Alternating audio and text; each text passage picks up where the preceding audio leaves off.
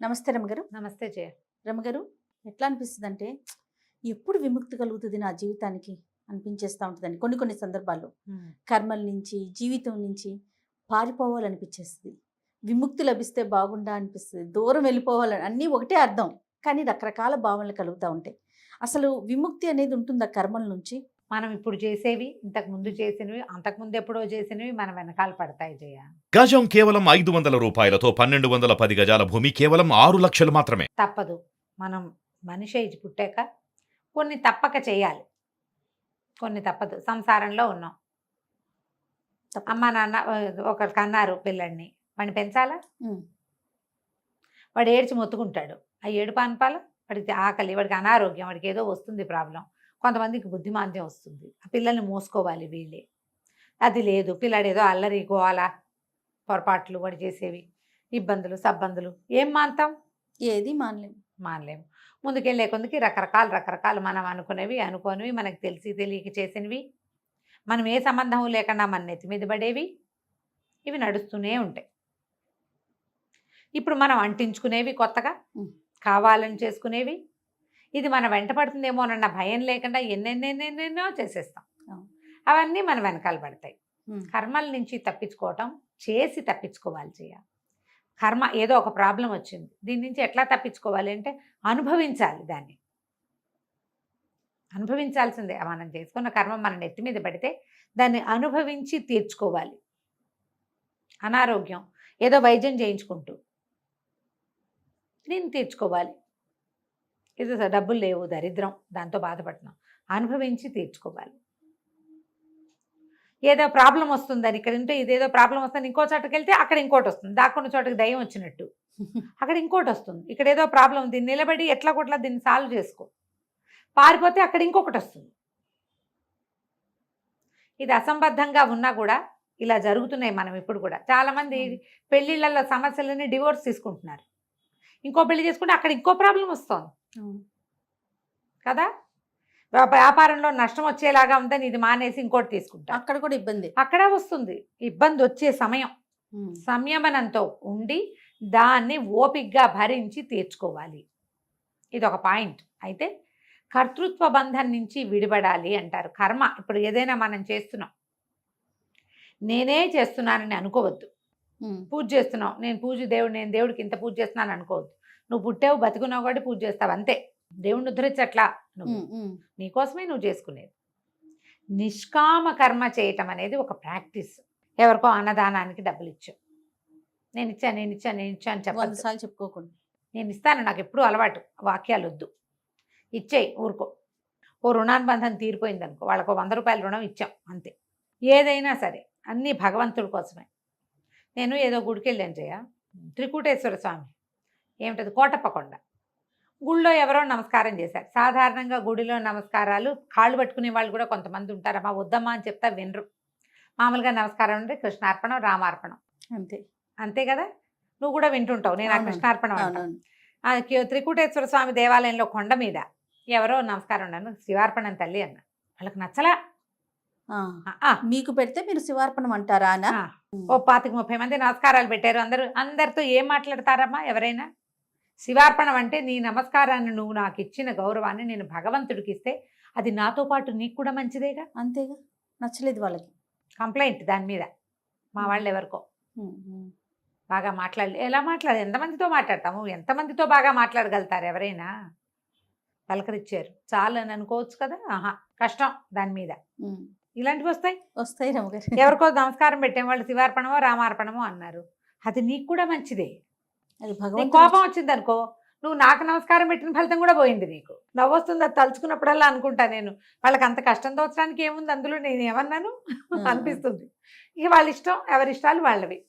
మనం ఎప్పుడు కూడా పూజలు చేసినా, దేవాలయ దర్శనం చేసినా, పూజ చేసేటప్పుడు మనకి ఏతత్ ఫలం సర్వం శివార్పణమస్తు రామార్పణమస్తు అని చెప్తారు.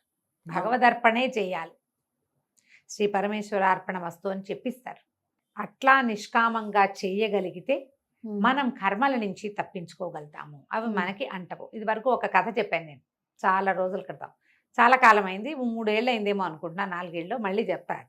పూర్వం ఒక వ్యాపారస్తుడింట్లో ఒక 5-6 పిల్లలు ఉన్నారు. భార్యకి చెప్పేట నా స్నేహితుడు ఒక ఆయన నదికి అవతల ఉన్నాడు, ఆయనకి భోజనం పట్టుకెళ్ళవే అంటే ఎవరితోన్నా పంపిస్తానంట. అట్టట కాదు, మనం ఇంట్లో నుంచి పట్టుకెళ్తే బాగుంటుంది, బుట్ట నిండా చక్కగా సర్దుకుని పట్టుకెళ్తే ఆయన భోజనం చేస్తాడు అని చెప్తే సరే ఈవిడేం చేస్తుంది, బుట్టలో సర్దుకుని వెళ్ళింది. అడ్డం వచ్చింది. ఏమంటే వెనక్కి వచ్చింది. ఏమంటే అడ్డం వచ్చిందండి అంటే సదాబ్రహ్మచారి అక్షింతలు ఇచ్చాడు. ఏరమ్మా కొంచెం తక్కువ, నేను వెళ్ళి భోజనం పెట్టొస్తానని చెప్పి ఇదిగో ఈ అక్షింతలు వేయని చేతిలో అక్షింతలు ఇచ్చాడు. ఇవిడికి అర్థం కాలే, ఏదో చెప్పాడు కదా మొగుడని అవి పుచ్చుకుని వెళ్ళి ఏరు దగ్గర నుంచుని సదాబ్రహ్మచారి అక్షింతలు ఇచ్చాడు. ఏరమ్మా నువ్వు కనుక దారి ఇచ్చావంటే నేను వెళ్ళి భోజనం పెట్టొస్తాను, అతిథి సేవ చేసుకుంటాను అని అక్షింతలు నీటిలో వేసింది. ఆ ఏరిట పొంగుతున్న ఏరు కాస్త మెల్లిగా తగ్గిపోయింది. ఈవిడ నడిచి ఒటికాలతో నడిచి వెళ్ళిపోయేటట్టుగా అయిపోయింది. ఏరు దాటింది. అక్కడికి వెళ్తే ఆయన ఈవిడ బుట్ట నిండా ఒక 3కి సరిపడా ఆహారం పట్టుకెళ్ళింది. బోళ్ళంత అన్నము, బూరెలు, గారెలు, పాయసము, సొజ్జప్పాలు లాంటివి, 2 రకాల కూరలు, పప్పు, 2 పచ్చళ్ళు, అంత రసము, పెరుగు, తర్వాత ఏమో చివరి తినటానికి పల్చటి పాయసము, చివరి తాగడానికి అన్ని గిన్నెల్లో సర్ది పట్టుకెళ్ళింది. చక్కగా అరిటాకు వేసి వడ్డిస్తే మొత్తం తినేశాడు ఆయన. గుండున్నటువంటి స్వామి సన్యాసి గారు తినేసేసి, అమ్మ మీ ఆయన అడిగాను నేను చెప్పమ్మా, మళ్ళీ ఇటు వచ్చినప్పుడు కనపడతాను అన్నాడు. ఈవిడ బుట్ట పుచ్చుకుని మళ్ళీ వెనక్కి వెళ్తే అడ్డం వచ్చింది. వెనక్కి వచ్చి అయ్యగారు అడ్డం వచ్చిందండి అన్నది. అంటే సరే ఆయన అన్నాడు, 2 అక్షింతలు చేతిలో పెట్టి, అమ్మాయి సదోపవాసి అక్షింతలు ఇచ్చాడు, ఏరమ్మ తొలగమంటే ఏరు తొలుగుతుందమ్మా అన్నాడు. ఈ అమ్మాయి పోయి ఆవిడ ఏం చేస్తే అక్షింతలు వేసి, సదోపవాసి అక్షింతలు ఇచ్చాడు, ఏరమ్మ దారి తొలిగితే నేను ఇంటికి వెళ్ళిపోతానంటే ఏరు మళ్ళీ తగ్గిపోయింది. నడుచుకుంటూ ఇంటికి వచ్చేసింది. బుట్ట లోపలికి పట్టుకొస్తుంటే ఏమిటి వీళ్ళు చెప్పిన మాటలు, మా ఆయనేమో సదాబ్రహ్మచారి ఇచ్చాడు అంటాడు, నా మొగుడు, నాకు 5 పిల్లలు, నేను బుట్టడు అన్నం పట్టుకెళ్తే బుట్టడు ఖాళీ చేసినటువంటి ఆ స్వామీజీ ఏమో గుండు పిలక వేసుకుని సన్యాసి బట్టలు కట్టుకున్నాడు, ఆయనేమో సదోపవాసి, ఆయనేమో ఉపవాసి, సదా నా బొంద శుభ్రంగా తిన్నాడు కదా.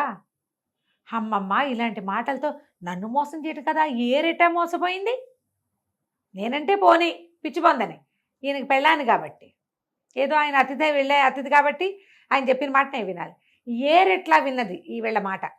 నాకు అర్థం కాల. బుట్ట పక్కన బారేసి కూర్చుంది మాట్లాడుతాను. భర్త వచ్చి ఏమీ అన్నం పెట్టొచ్చావా అన్నాడు. పెట్టొచ్చాను, నాకు అసలు అర్థం కావట్లేదు, నువ్వు 5 పిల్లల్ని కన్నావు, మళ్ళీ ఇప్పుడు నెలదప్పిందేమో అని అనుమానంగా ఉంది, నువ్వేమో బ్రహ్మచారివి, 3 మనుషులకు పట్టుకెళ్ళి అన్నావు ఏకద్దామని స్వాహా చేశాడు, ఆయనేమో సదోపవాసి అంటాడు, ఎటా ఇది పొసుగుతుంది అంటే ఆయన ఏం చెప్పాడంటే, వసే మా నాన్న నిన్నిచ్చి నాకు పెళ్లి చేశాడు, ధర్మ ప్రజా సంపత్త్యర్థమానికి మంత్రం చెప్పించాడు, ధర్మేచ కామేచ నా అర్ధేచ నాతిచరామి అని చెప్పించాడు. మంత్రానికి విలువ ఇవ్వాలా, మా నాన్న మాట విలువ ఇవ్వాలి, అందుకని నీతో కాపురం చేస్తాను, నీకు పిల్లలు పుడుతున్నారు. బాగుంది. నా కోసం కాదు ఇది, ఏం చెప్పబడిందో అది చేస్తున్నాను అంతే. నేను ఎప్పుడు బ్రహ్మచారినే, నేనేం నీ వెంటబడి చేసుకోవాలా, నువ్వు కాకుండా ఇంకొక చోటకి నేను వెళ్ళాల, కాబట్టి నేను బ్రహ్మచారిని. ఆయన ఎప్పటికి సంవత్సరం నుంచి అన్నమే తినలే. ఆయన ఎప్పుడు ఉపవాసం వింటాడు. నేను పంపించాను, నువ్వు ఒక స్త్రీ ముత్తైదు, తనకు అన్నం పట్టుకొచ్చింది, బిడ్డలు గడ్డ కళ్ళ తల్లి అని తిన్నాడు, నీ కోసం తిన్నాడు కానీ ఆయన కోసం తినలే. ఆయనకు అన్నమక్కర్లా నీళ్ళక్కర్లా, హాయిగా ఉంటాడు. నువ్వు పెడితే తింటాడు, నువ్వు పెట్టకపోతే చచ్చినాడు. ఆయన ఏమన్నా అడిగాడా మన్ని? అడగలేదుగా. నేనేమి నీ వెంటపడలేదు, ఆయనేమి నీకు అన్నం పెట్టమనలేదు. అంచేత ఆయన ఉపవాసే, నేను బ్రహ్మచారిని అన్నాడు. ఆవిడ ఆశ్చర్యపోయింది. అట్లా ఉంటుందా? అంది. ఉంటుంది, నిష్కామ కర్మ. అందుకే మా మాట ఏరుకు తెలుసు మా లోపల ఏముందో. ప్రకృతి చూస్తుంది కదా. అదేగా. ఇప్పుడు ఇందులో పాయింట్ ఏంటమ్మా, మన చుట్టూతా ఉన్నటువంటి ఎనర్జీ, యూనివర్స్, అది మనని చూస్తుంది. నువ్వు ఎవరికైనా చెప్పినా చెప్పపోయినా, ప్రజలకు తెలిసినా తెలిపోయినా నష్టం లేదు. నీ లోపల నువ్వు ఏమనుకుంటున్నావు అనేదే ఇంపార్టెంట్. వీళ్ళని ఉద్ధరించాను, వాళ్ళని ఎద్దేశాను, వాళ్ళకి అది ఇచ్చాను, వాళ్ళు పైకి వచ్చారంటే నా వల్లే కాదు. ఇవన్నీ నీ కర్మల్ని పెంచుతాయి. ఏ కర్మలు నీకు అంటకూడదు, నీకున్న కర్మలు కూడా తగ్గాలి అంటే ఇతరులకి సహాయం చేయి. నా కర్మలు తగ్గడానికి ఇచ్చేసా అనద్దు. నువ్వు ఒక మనిషివి, ఇతరులకు సహాయం చేయడానికే భగవంతుడు నిన్ను పుట్టించాడు అనుకొని చేయి. నువ్వు పూజ చేస్తా, రోజు పూజ చేస్తా, ఇన్ని పువ్వులు పెట్టినా, ఇంత ప్రసాదం చేసినా వద్దు. భగవంతుడు నిన్ను పుట్టించాడు, ఆయన కృతజ్ఞతగా ఆయన్ని పూజించడం నీ విధి. మనిషివి నువ్వు, జ్ఞానం ఉంది నీకు. నువ్వు 4 కాళ్ళ జంతువు కాదు, 2 కాళ్ళ జంతువు. నీకు బుద్ధిని పెట్టాడు, పూజ చేయాలని ఆస్థాన్ని పెట్టాడు, నీకు ఒక ఆధ్యాత్మిక ధోరణి పెట్టాడు, ఓ మంత్రం నేర్చుకునే నాలుకని పెట్టాడు. చేస్తున్నావు. చెయ్యి. అప్పుడు అన్నీ చేయలేం జయ ఇట్లా. ఉమ్. ఇది చెప్పడం సులువు, అవునవును. నిష్కామ కర్మని అవలంబించడం బహు కష్టం. కొన్ని చోట్లైనా మీరు అది నేర్చుకోవాలి. భగవద్గీత చెప్పింది కూడా ఇదే, నీ పని నువ్వు చెయ్యి, కర్మణ్యేవాధికారిస్తే మా ఫలేషు కదాచన అన్నాడు ఆయన. ఫలితం మీద నీకు ఎప్పుడూ అధికారం లేదు, ఉమ్. పని మాత్రమే. నువ్వు ఒక క్షత్రియుడివి, యుద్ధరంగంలో ఉన్నావు, యుద్ధం చేయాలి, ధర్మం కోసం యుద్ధం చేయి అంతే. వాడు చచ్చిపోతాడు, వీడు చచ్చిపోతాడు, వీడు నేనే చెప్పాను, నా వల్ల ఏమీ లేదు అందులో. ఇంకా నువ్వు చెయ్యాలి, చెయ్యి. మనం కూడా అంతే. అప్పుడు మనం కర్మల నుంచి తప్పించుకోగలుగుతాం. తప్పించుకోవాలంటే ఇది మార్గం. నువ్వు దేవాలయ దర్శనం నిత్యం చెయ్యి. దేవాలయం ఉంది, అక్కడ శక్తి కేంద్రీకృతం అయి ఉంది. ఉంటుంది, భగవంతుడు అక్కడ కొలువై ఉంటాడు, ఆయన్ని చూడు. అంతే. అద్భుతం. సహాయం చేయి. సహాయం చేయడానికి నీ దగ్గర 10 రూపాయలు ఉన్నాయి, ఓ రూపాయి నువ్వు ఎవరికైనా ఇవ్వగలవు, ఇచ్చేయి. ఉమ్. నేను రూపాయి ఇచ్చా అనుకోవద్దు, భగవంతుడు నాతో ఇప్పించాడు, ఉమ్. నాతో ఇప్పించాడు, నాకు ఇచ్చే శక్తి ఇచ్చాడు, ఇచ్చే బుద్ధిని ఇచ్చాడు భగవంతుడు. లేదు ఇప్పటిదాకా, ఇప్పుడే నేను తెచ్చుకుంటా, అది దేవుడు ఇచ్చిందే, అది నేను తెచ్చుకుంటాను, నువ్వు తెచ్చుకున్నట్టు కాదు, అది నీకు పుట్టించాడు భగవంతుడు, ఆయన ఇచ్చాడు. ఆయన ఇచ్చాడు. అది కూడా ఈ ధోరణితోటి ఉంటే మనం వీటి నుంచి తప్పించుకోగలుగుతాం. అసలు ఇవేమీ లేవండి అంటే ఏమీ లేదు. మన విధానం అంతే. మన ఆలోచన ఆలోచన విధానం విధానం. కనుక ఇలా ఉంటే మనం బెటర్ హ్యూమన్ బీయింగ్గా ఉండగలుగుతాం. నమస్తే. నమస్తే.